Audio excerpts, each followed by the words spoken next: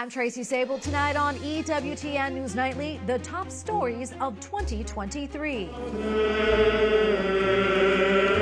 Remembering Pope Benedict XVI. At the start of the new year, Joseph Ratzinger is laid to rest at St. Peter's. The Pope and I are on the same page. Holding leaders accountable. Our reporting from the White House and Capitol Hill covered the abortion issue, a contentious speaker election, and more. Making sense of the Synod. The Synod on Synodality's first General Assembly wrapped in Rome. What you need to know about our Vatican coverage. Plus, the Catholic news headlines that we are still talking about. Our panel of Catholic journalists look back on the stories that shaped the church this year. These stories and more tonight. From EWTN, the Global Catholic Network, this is EWTN News Nightly. Thank you for being with us as we look back at the top stories of 2023. The year began on a somber note as Pope Benedict XVI was laid to rest in Rome, and the news cycle did not slow down from there. Tonight, we begin with our White House coverage from this year. Our team looks back on covering the Biden administration, including one-on-one interactions with the nation's second Catholic president and how they pressed him on matters of faith and beyond. White House correspondent Owen Jensen has that report. At the start of 2023, just days after Pope Benedict XVI died at the age of 95, I caught up with President Joe Biden on the South Lawn of the White House. What did Pope Benedict mean to you as a Catholic? Well, I had an opportunity to spend some time with Pope Benedict, a couple hours, and he was a great, it reminded me going back to theology class. We spoke about Aquinas and about Summa Theologica and the whole range. I found him to be relaxing, very rational, and he was a more conservative view within the Catholic realm than I have. We're closer to the present Pope in terms of his philosophy, his view. But I admired him. I thought he was a fine man. You're not attending his funeral tomorrow, though. Why? Well, why do you think? Well, you tell me. You know why. I can't. You can tell me, sir. The reason I'm not attending the funeral tomorrow is because it takes an entourage of 1,000 people to show up, not literally. But we would move everything in the wrong direction. I inquired about it. And people are sending mostly their apostolic delegates, the folks in Rome. That's what we're going to do. We were just getting away. But I made my views known. Anyway, I think he was a fine man. Thank you, sir. Fast forward to March of 2023, a gunman killed 3 children and 3 adults at the Covenant School in Nashville, Tennessee. And on the South Lawn, I had this exchange with the president. Sir, do you believe that Christians were targeted in the Nashville school shooting? Do you believe that Christians were targeted? I have no idea. Josh Hawley believes they were. What do you say to that? Well, I probably don't then. Probably don't then. I'm joking. No, I have no idea. Fast forward again, this time to June of this year, as President Biden left for Chicago for a speech. He responded to my question concerning the Defense Department's very controversial abortion policy that pro-life Senator Tommy Tuberville of Alabama says is illegal and demanded be rescinded. Mr. President, Senator Tuberville. Sir, Senator Tuberville is not budging on Pentagon promotions. Senator Tuberville is not budging on Pentagon promotions. He's not budging, as I understand from my colleagues. It's totally inappropriate. It's outrageous. But he says the Defense Department should not be paying for abortion travel. Your response? He doesn't know what he's talking about. Vice President Kamala Harris is spearheading the administration's pro-abortion push. She traveled to more than a dozen college campuses this year to promote what she calls reproductive rights. And the president and vice president have appeared together with abortion providers at rallies. But pro-life groups decry the effort to kill unborn babies. Susan B. Anthony, Pro-Life America, writes, Joe Biden, Kamala Harris, and their pro-abortion allies in Washington are determined to use the White House to force taxpayer funding of abortion at home and abroad. And speaking of international issues, in late October of this year in the South Court Auditorium, after he finished some remarks, I was able to ask President Biden about an earlier phone call he had with Pope Francis concerning the war between Israel and Hamas. Pope Francis spoke with you yesterday. You spoke with Pope Francis by phone yesterday? I did. How did that conversation impact you? What did you take away from that, the conversation with Pope Francis? Well, that's just one question. The Pope and I are on the same page. He was very, very interested in what we were doing to deal with some of the crises that we're facing, particularly in Israel this time around. And I laid out to him what the game plan was, how we thought we should be providing the kind of assistance to Israel they needed. And the Pope was across the board supportive of what we're doing. And as 2024 arrives, more questions await. Owen Jensen, EWTN News Nightly. Our Catholic coverage continued in the halls of Congress as Capitol Hill correspondent Eric Rosales tracked down lawmakers asking them tough questions on issues ranging from abortion to immigration and beyond. As Eric reports, it was another divisive year in our nation's capital.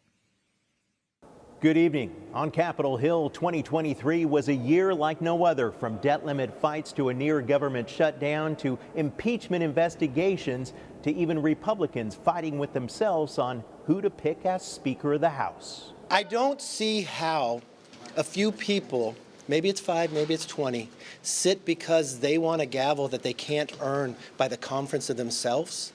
That would be interesting to me. That's not what the constituents voted him for. It went 15 rounds before Speaker Kevin McCarthy took the gavel. Republicans soon passed 2 major pro-life bills. One requires all infants born after attempted abortions to get medical care. The other condemns violence against pro-life facilities. House Democrats let their feelings be known. As Democrats, we believe in a woman's freedom to make her own reproductive health care decisions. Period.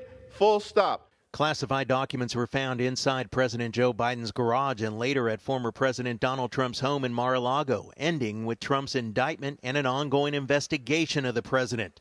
Meanwhile, the illegal migrant crisis heated up. This is ridiculous. We had never had a month where we had 200,000 illegal border crossings. We've never had that before. We had 8 months in a row this year. We had the worst November we have ever had. And being from Texas, what Joe Biden has done is made every state a border state.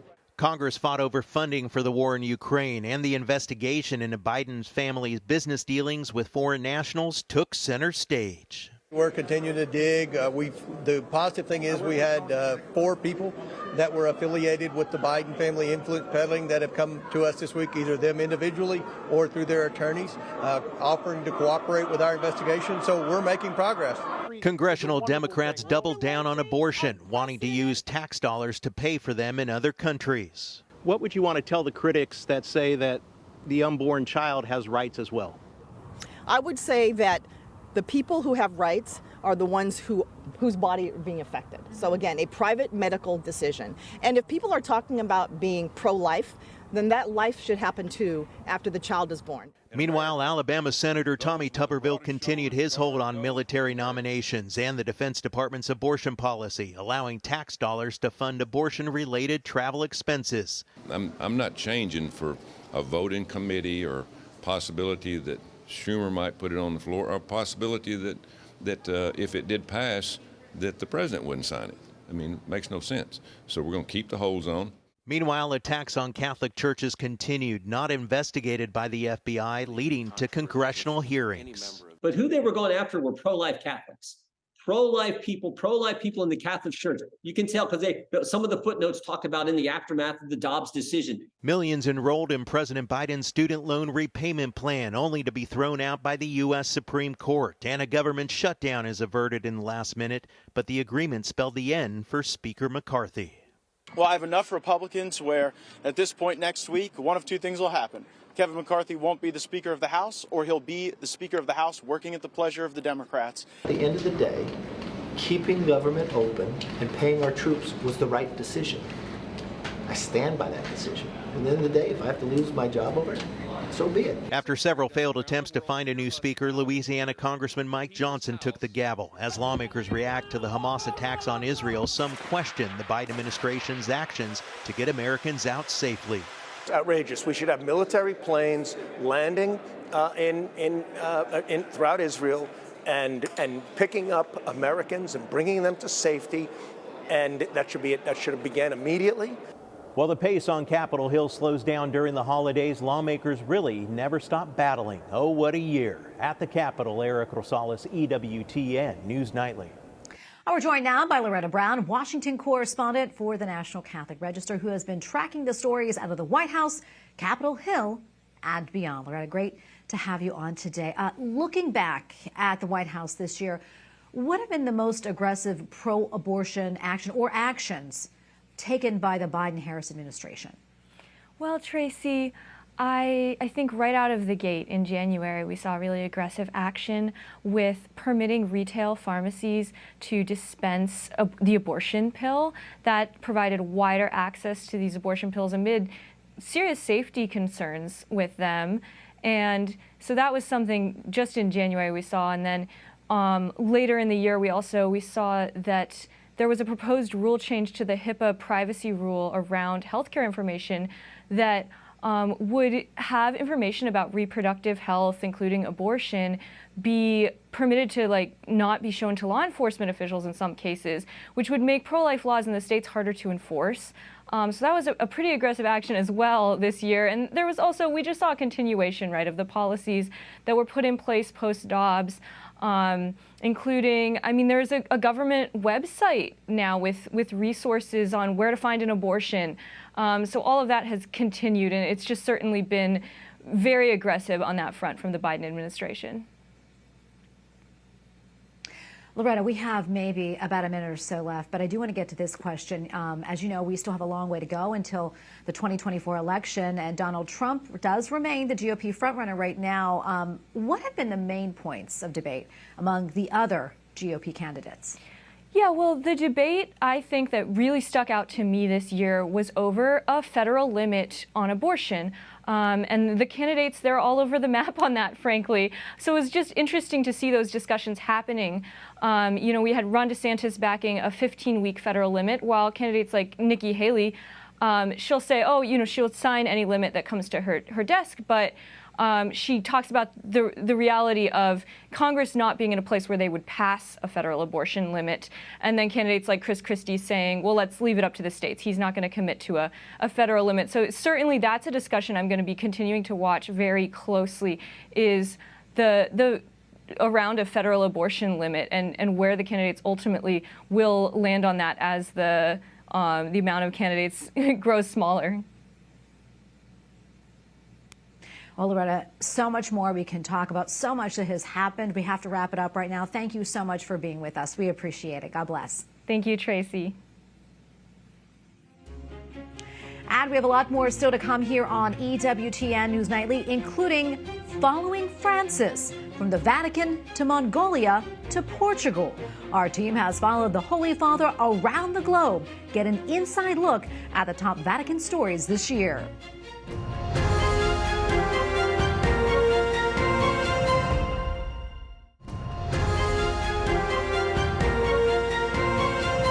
Thanks for staying with us. From Lisbon to the Synod, our EWTN News Vatican correspondent Colin Flynn has been traveling alongside Pope Francis every step of the way this year. We look back now at 2023's top Vatican news stories. The year started off on a somber note with the funeral of Pope Emeritus Benedict XVI. He had died on New Year's Eve 2022, and in just the first few days of January, thousands of faithful streamed through St. Peter's Basilica to pay their last respects. Just after his passing, I sat down with Cardinal George Pell to talk about his memories of the late Pope, where he remembered fondly his visit to Sydney for World Youth Day in 2008. We had something like 400,000 at the final Mass. And after communion, I could hear the birds singing. A wonderful moment of recollection and adoration and prayer. And just a few days later, Cardinal Pell too passed away. Then later that year, World Youth Day took over the ancient city of Lisbon in Portugal, a sign of the renewal of the church. I travelled to Lisbon before the event to talk to people about the build-up to the week. Bring it down a bit so that the cost will go down as well. There was so much to do and not enough time. And many skeptics were critical, saying the Portuguese should not be hosting a Catholic Church event of this scale, and that the numbers would not come. My advice would be, come, we'll find you a solution.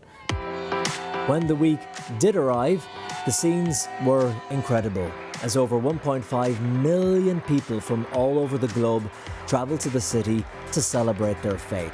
Personally, it was my first World Youth Day, and the energy and enthusiasm of the young people I met is something that is hard to describe. Pope Francis finished by telling the crowd that they represented hope for the future. Gracias. Sigan adelante.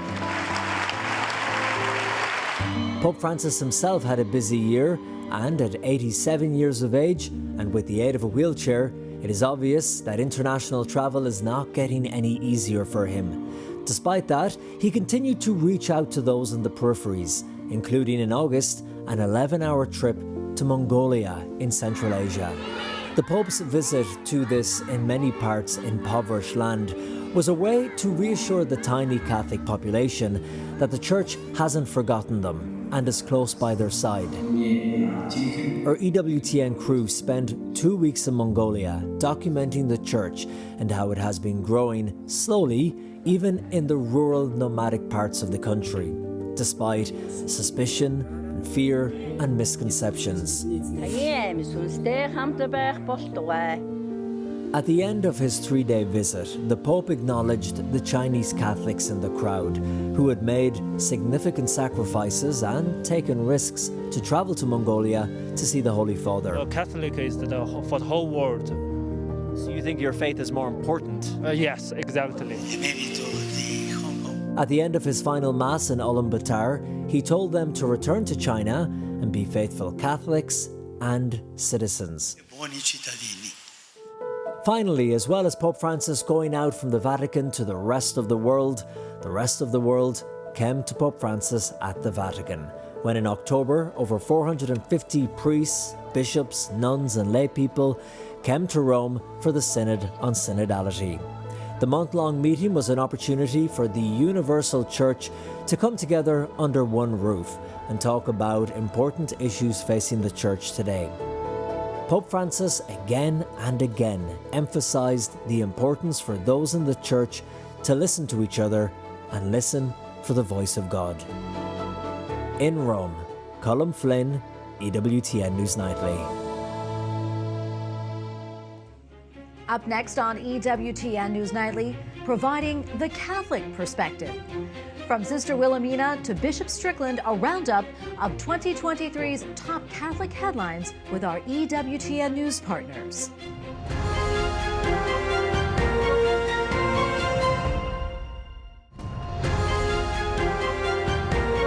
Welcome back to tonight's special edition as we look back at the top stories of 2023. Our Catholic news team has been busy all year long covering headlines from across the globe. We're joined now by two people who helped to lead our coverage. Shannon Mullen, editor-in-chief of the National Catholic Register, and Kelsey Wicks, executive director of the Aussie Group, a service of EWTN News. Shannon, I want to begin with you. This year began with Pope Benedict XVI's funeral in Rome. What do you think he'll be remembered for the most? What do you think his legacy will be? I think first in the short term, it'll be his resignation in 2013. It was such a big deal. It was the first time that had happened in 600 years. Relatedly, I think people are going to remember him for his retirement years, the quiet retirement he led.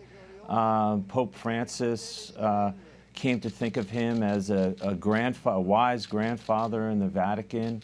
But I think in the long term, what he's going to be remembered for is for being a consummate teacher, a clear writer. He left behind a prodigious amount of writing, thankfully. And even though he's probably one of the smartest men to be Pope, his writing is so clear, it's accessible, it's very edifying. So I think long term, that's what we're going to remember him by. Yeah, and Kelsey, I want to go to you next.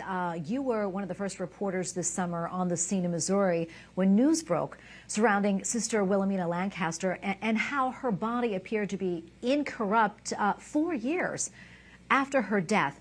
What should we know about Sister Wilhelmina, and what is the Church saying about her?